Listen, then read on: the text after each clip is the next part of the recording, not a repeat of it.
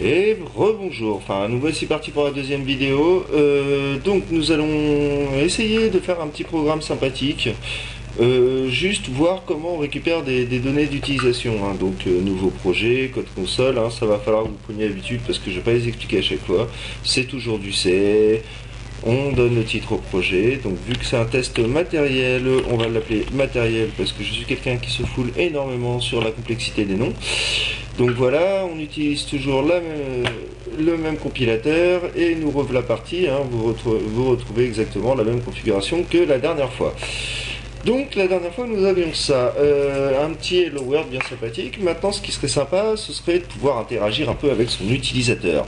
Le seul problème par rapport à tout ça, c'est comment ça fonctionne, comment on crée, enfin c'est même pas comment créer des choses, c'est surtout comment récupérer ce que disent les gens. Alors, il faut savoir qu'un programme informatique, ça fonctionne avec ce qu'on appelle des variables. C'est-à-dire qu'en gros, ce sont des données que vous stockez quelque part et que vous allez réutiliser au besoin. Alors, il existe différents types de variables, hein. On va faire le tour de celles qui vont être le plus souvent utilisées enfin, au fur et à mesure en fait. Je ne vais pas toutes vous les décrire. Par contre, au fur et à mesure que j'utiliserai une variable, je vous expliquerai pourquoi celle-ci et pourquoi pas une autre. Pour faire simple, hein, vous avez par exemple les INT, qui sont les chiffres entiers. Les chiffres entiers, donc 1, 2, 3, 4, 5, 50 000, du moment qu'il n'y a pas de virgule, c'est un chiffre entier. Donc voilà, hein, pour les entiers, on va utiliser INT. Donc comme vous avez pu le voir ici, il s'est coloré. Il s'est coloré parce que c'est un mot-clé. Pour les chiffres à virgule, donc ce sera float ou double. Et puis donc pour l'instant ça va être les principaux aussi pour les chaînes de caractères, hein, ce qu'on appelle les chaînes de caractères, c'est-à-dire pour les mots réellement. On utilisera char, mais ça je vous expliquerai, est-ce que c'est un peu plus complexe dans le fonctionnement. Donc nous voilà parti. Alors qu'est-ce qui va pouvoir être sympa? Bon, on efface tout ça parce que ça c'est pas ce qui va nous être utile. Voilà, on garde la base. Alors que je vous explique vite fait. Les includes là-haut, ce sont des bibliothèques ou des librairies, hein, on peut dire les deux. En fait, ce sont des codes, des morceaux de code qui existent déjà et qu'on va utiliser justement, par exemple, pour utiliser les mots-clés. Par exemple, si vous utilisez des maths, enfin principalement des maths, vous avez aussi la librairie math.h qui existe. Alors .h, c'est parce que c'est un header, enfin pareil, hein, tout ça je vous expliquerai plus tard, mais voilà, faut retenir les includes là-haut, faut toujours les mettre. Tout le temps, enfin ces deux-là au moins, parce que c'est ce qui sert le plus en fait. Après, donc vous avez int main, donc comme je vous l'ai dit, int c'est un entier. Tout simplement que le main c'est le fichier principal et c'est toujours int. C'est toujours int main, celui-là ça changera pas, vous prenez pas la tête, cette ligne là ne changera pas. On rajoutera peut-être des arguments plus tard entre les parenthèses, pour l'instant non. Donc voilà, ces accolades là c'est une fonction.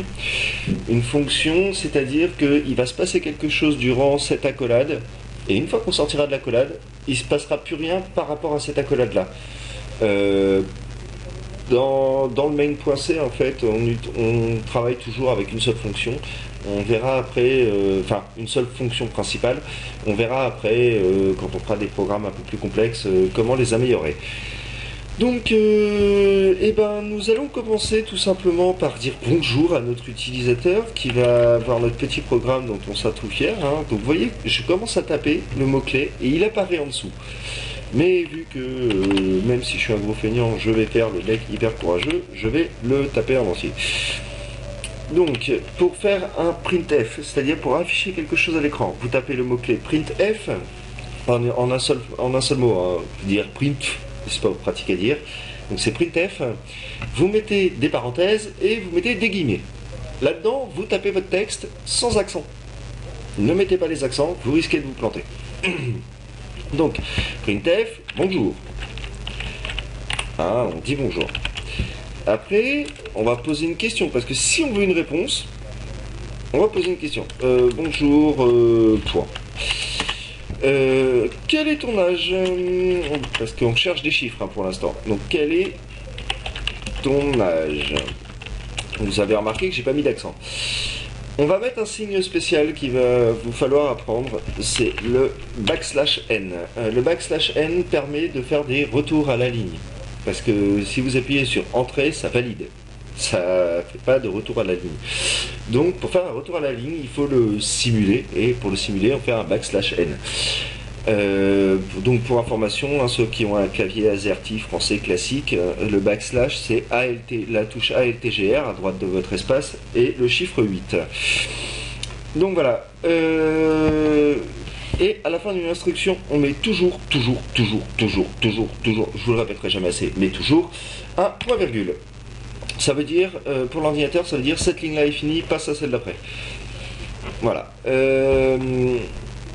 Bon, donc on demande l'âge. Le problème, c'est que l'âge, si la personne nous répond actuellement, là, il va rien se passer. Enfin, ça va fermer la console, c'est tout ce que ça va faire, parce qu'on lui dit d'appuyer sur une touche. Donc, il va falloir stocker l'âge dans une variable. Ce que je vous expliquais tout à l'heure. L'âge, généralement, est une variable entière, donc on va utiliser un int. On va donner un nom à cette variable. Donc, vu qu'on est très diversifié et qu'on n'est pas logique, on va utiliser une variable qui va s'appeler âge. Et cette variable va falloir lui donner une valeur. Toujours donner une valeur, et par défaut, vu qu'on ne sait pas quel âge a la personne, on lui donne la valeur 0. Voilà. Et vu que c'est la fin d'une instruction, point virgule. Donc voilà. Donc on a la variable âge et on demande à la personne quel est son âge. Maintenant, comment récupérer ce que la personne va taper pour la réutiliser? Et bien tout simplement on va utiliser, comme le printf, on a le scanf.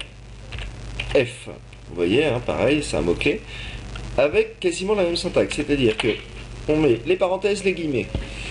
Dans les parenthèses, on met %d pour faire la récupération.